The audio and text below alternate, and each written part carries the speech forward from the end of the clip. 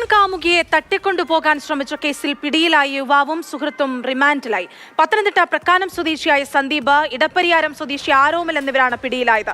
കോന്നി പ്ലാക്കാട്ടുപടിയിൽ ഇന്നലെയായിരുന്നു സംഭവം.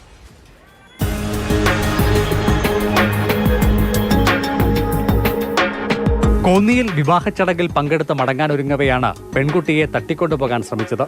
റോഡിൽ കാത്തുനിന്ന സന്ദീപും ആരോമിലും പെൺകുട്ടിയെ ബലമായി കാറിൽ കയറ്റി. തുടർന്ന് വേഗത്തിൽ ഓടിച്ചു പോകാനായിരുന്നു ശ്രമം. എന്നാൽ പെൺകുട്ടിക്കൊപ്പം വിവാഹ ചടങ്ങിനെത്തിയ യുവാവ് നീക്കം തടഞ്ഞു.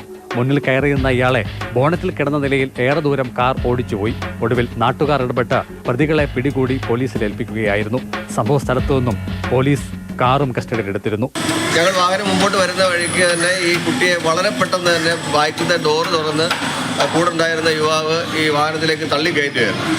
ആ തള്ളിക്കയറ്റി ഒപ്പം ഈ വാഹനം മുമ്പോട്ട് എടുക്കുക. അപ്പോൾ ഞങ്ങൾ കുറച്ച് മുമ്പോട്ടങ്ങ് പോയപ്പോൾ തിരിഞ്ഞ് പുറകിലേക്ക് നോക്കിയപ്പം ഈ പെൺകുട്ടിയുടെ കൂടെ ഉണ്ടായിരുന്ന മറ്റൊരു യുവാവ് ഈ ബഹളം വെച്ചുകൊണ്ട് ഈ വാഹനത്തിൻ്റെ ബോണറ്റിലേക്ക് ചാടി പിടിക്കുകയും ആ പയ്യൻ തൂങ്ങിക്കിടന്നുകൊണ്ട് തന്നെ ഈ വാഹനം വളരെ വേഗത്തിൽ മുമ്പോട്ട് വരികയും ഞങ്ങൾ സഞ്ചരിച്ചിരുന്ന വാഹനം വളരെ പെട്ടെന്ന് തന്നെ റോഡിന് ക്രോസ് ഇട്ട് ഈ വാഹനത്തെ തടഞ്ഞു.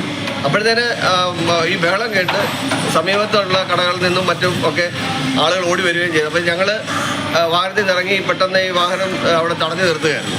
അപ്പോഴാണ് ഈ വളരെ പെട്ടെന്ന് തന്നെ പോലീസിനെ അറിയിക്കുകയും അവർ വളരെ വേഗം തന്നെ എത്തുകയും ചെയ്തു.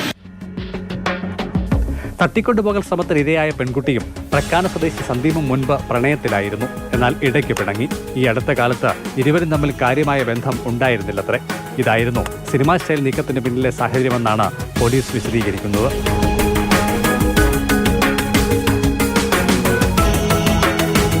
മാതൃഭൂമി ന്യൂസ്, പത്തനംതിട്ട.